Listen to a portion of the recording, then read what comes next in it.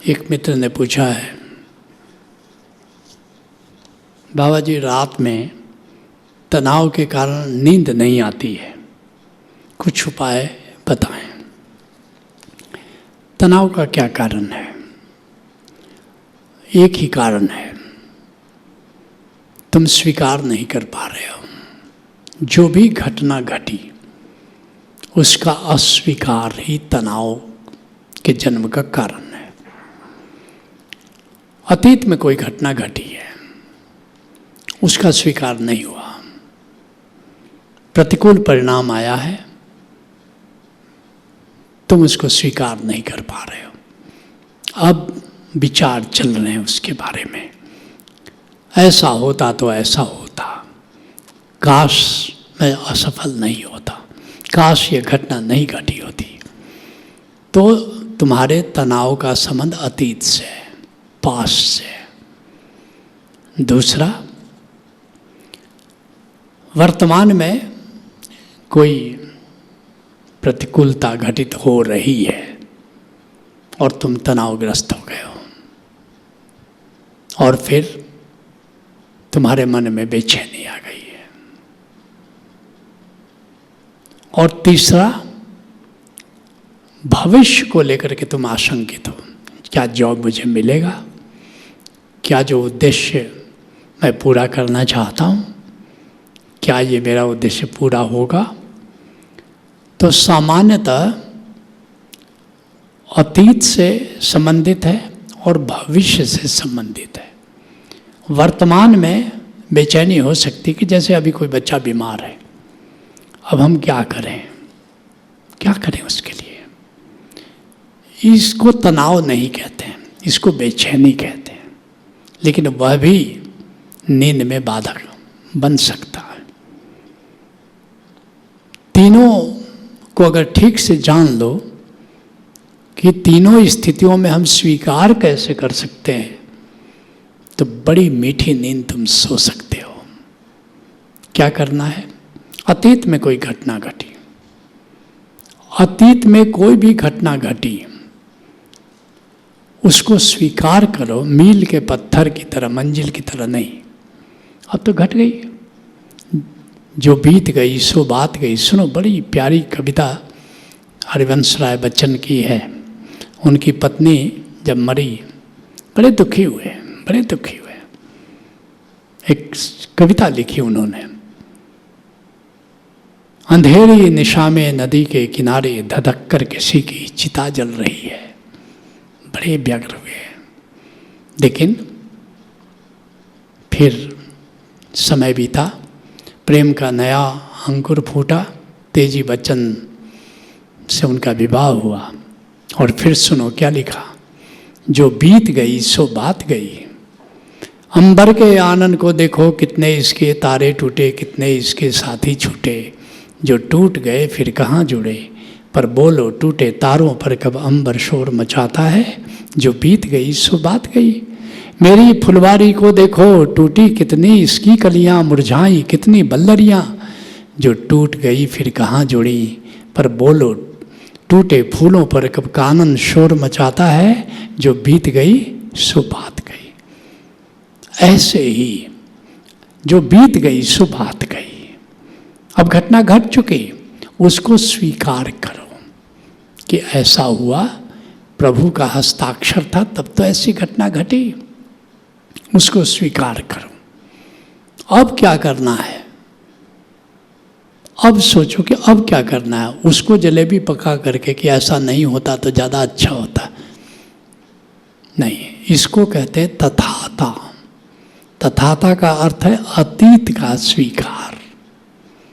और अभी अभी कोई घटना घट रही है, कोई परिवार का सदस्य बीमार है, तो फिर क्या करना है? वर्तमान का स्वीकार। इसको कहते हैं साक्षी। साक्षी का क्या अर्थ है? बहुत बहुत साक्षी की बातें सुन रहे हो। साक्षी का अर्थ है वर्तमान को तुमने स्वीकार कर लिया। अब हम क्या कर सकते हो करो, स्वधर्म का पालन करो। अब जो तुम कर सकते हो करो। Under the present circumstances what I can do, इसका नाम है साक्षी, इसका नाम है सम्यक दृष्टि। बुद्ध से आनंद पूछता है कि कैसे सम्यक दृष्टि रखें। कहते हैं बुद्ध, न परेशम विलोमानी न परेशम गतागतम। कहते दूसरे का दोष मत देखो, दूसरे को क्या करना चाहिए क्या नहीं करना चाहिए मत देखो। अतनो व अवेखे वो गतानी अगतानी च। अंडर द प्रेजेंट सर्कमस्टांसेस, वर्तमान परिस्थिति में हम क्या कर सकते हैं, अब उसका विचार करो। ये है वर्तमान का स्वीकार, ये है सम्यक दृष्टि, ये है साक्षी,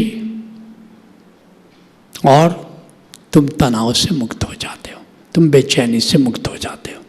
और तीसरा, भविष्य का स्वीकार, भविष्य का स्वीकार, इसका नाम है समर्पण। परमात्मा मंगलमय है, जो भी करेगा अच्छा ही करेगा। आश्रम में तुमने जगह जगह देखा होगा, लिखा है परमात्मा को मंगलमय जानते हुए स्वधर्म का पालन करो। डॉक्टर हजारी प्रसाद द्विवेदी का एक बहुत ही सुंदर उपन्यास है बाण भट्ट की आत्मकथा। उसमें लिखते हैं, तमाम विसंगतियों के बावजूद परमात्मा सृष्टि को मंगलमय दिशा में ले जाने के लिए संकल्पित है। यह अस्तित्व कमिटेड है कि सृष्टि को मंगलमय दिशा में ले जाएगा। तुम्हें आश्चर्य नहीं होता? एक एक देश ने इतने बम बना लिए हैं कि सारी दुनिया को नष्ट कर सकता है। छोटे छोटे, नॉर्थ कोरिया, पाकिस्तान, बड़े बड़े देशों को तो छोड़ दो, फ्रांस, इंग्लैंड, एक एक देश के पास सारी दुनिया को नष्ट करने के लिए बम बने हो। और तनाव होता है, लगता है अब युद्ध हो जाएगा, अब अणु युद्ध हो जाएगा, और लगता है डाइल्यूट हो गया, रिलीज हो गया टेंशन। वैज्ञानिक कहते हैं, कितनी बार तो फोरकास्ट है ना कि 1-2 मील लंबा आ रहा है, उधर से मेटेओराइट आ रहा है, उल्का पिंड आ रहा है, और ये कहाँ गिरेगा पता नहीं, इतने बम के बराबर उसका एक्सप्लोजन होने वाला है। कई बार मुझसे लोग पूछते हैं कि आपका क्या ख्याल है, दुनिया बचेगी कि नहीं बचेगी? हमने कि तुम अगले दिन पढ़ोगे कि वो चला गया।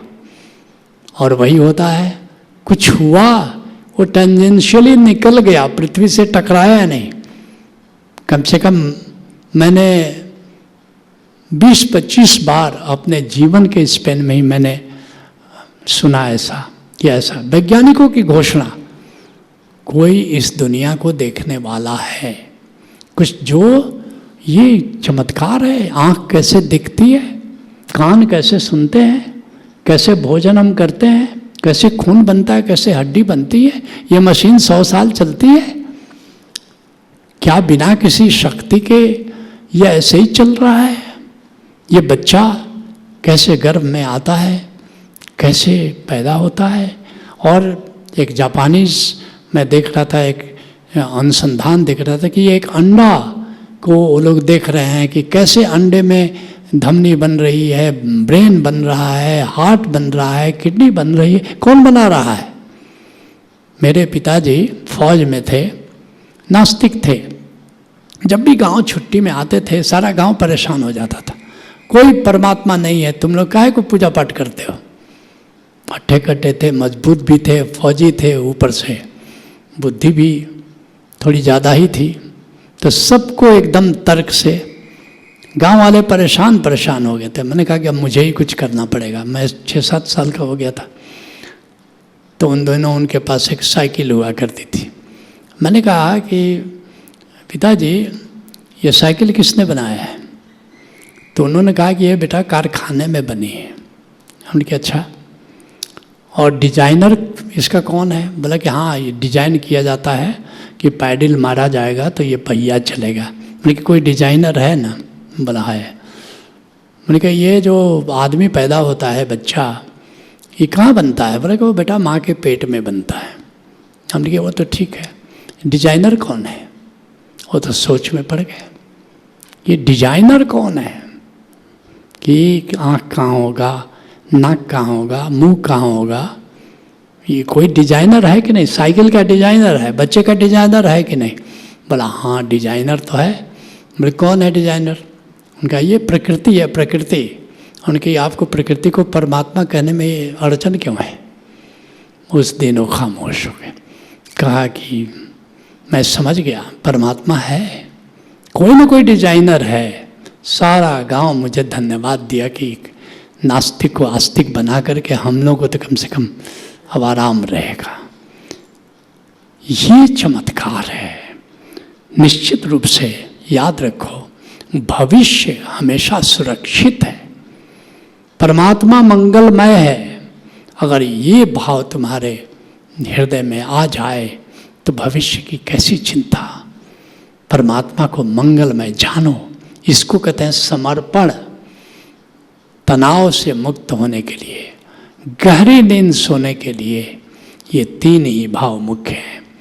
तथाता अतीत का स्वीकार, साक्षी वर्तमान का स्वीकार, और समर्पण भविष्य का स्वीकार।